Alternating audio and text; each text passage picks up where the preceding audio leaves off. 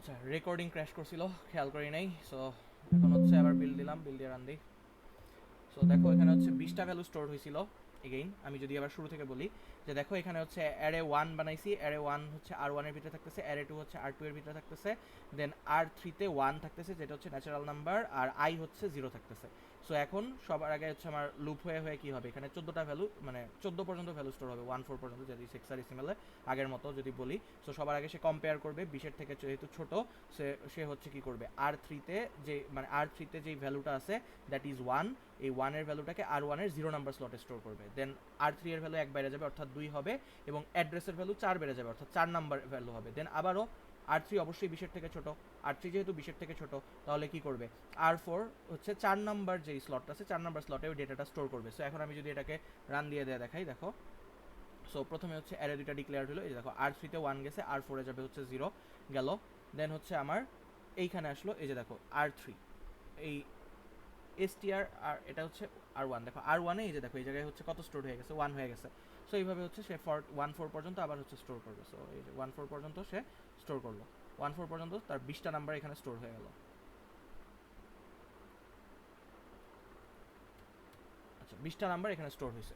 20টা number যেহেতু এখানে store হয়েছে, এখন কি হবে, এখন যখন আমার আয়ের ভ্যালু আবার যোগ করতেছি R3 এর সাথে ভ্যালু, R3 এর সাথে যখন ভ্যালু যোগ করছি তখন হইতেছে আমার ভ্যালু কিন্তু 1 বেড়ে যাবে অর্থাৎ 21 হয়ে যাবে। 21 হয়ে গেলে যখন আমি কম্প্যারিজন করব তখন কিন্তু আমার কম্প্যারিজন গ্রেটার দেন হয়ে যাবে, ওর পরের পার্টে চলে যাবে। তাহলে দেখো যে 21 দিয়ে লোড করলাম, অ্যাড্রেসও 4 বাড়ছে বাট 21 দিয়ে লোড করলাম, আমার দেখো কম্প্যারিজন এখন গ্রেটার দেন হয়ে গেছে। সো গ্রেটার দেনের ব্লকটা এখন এক্সিকিউট হবে অ্যান্ড আমার কোডটা এই জায়গায় চলে আসবে।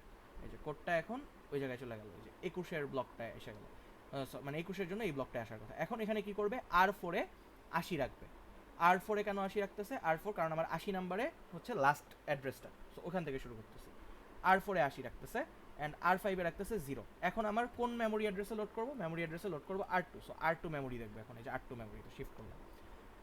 কম্পেয়ার করলাম কার সাথে কাকে, 80-র সাথে কম্পেয়ার করলাম 0-কে, আই এর সাথে। অর্থাৎ কেন, কারণ 80 এখানে যদি এই ভ্যালুটা যদি 0 থেকে বড় হয় তাহলে হচ্ছে আমি ডেটা লোড করব, দেন সেই ডেটাকে হচ্ছে আমি আবার হচ্ছে দেখাবো। তো এন্ড অফ, তো আর যদি না হয় 0-র থেকে কম হয়ে যায় অর্থাৎ মাইনাসে চলে যায়, তখন আমি এন্ড অফ প্রোগ্রামে চলে যাব।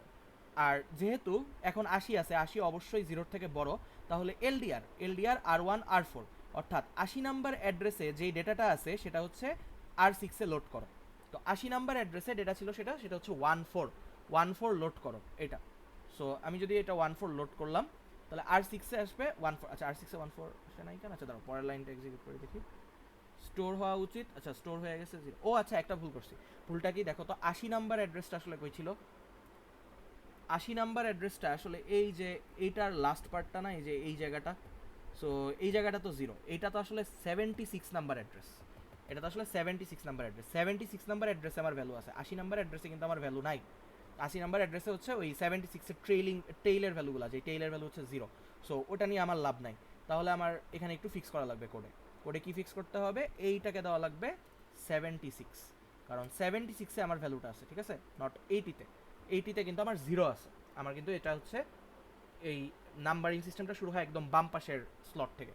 সো ওই হিসাবে আমাকে সাজাইতে হবে। সো এখন যদি আমি দেখি আবার হচ্ছে সবার আগে ওই 1 4 পর্যন্ত আমি স্টোর করলাম, এ গেল 1 4 পর্যন্ত আমার স্টোরড,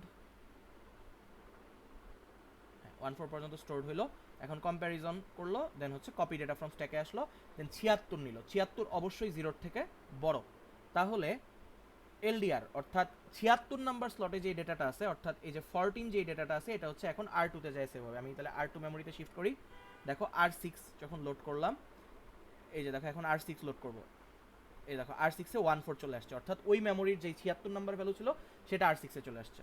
এখন আমি যদি আরেকবার F11 দেই তাহলে দেখো এই যে এই জায়গায় 14 চলে আসছে।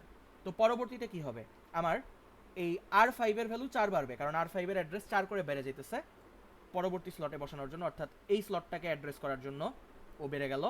অ্যান্ড এই আয়ের ভ্যালু হচ্ছে আমার 4 করে কমে যেতেছে, 72 হয়ে যেতেছে, মানে পরবর্তী সংখ্যার দিকে সে পয়েন্ট করতেছে। দেন লুপ 2-তে আবার ফেরত আসে।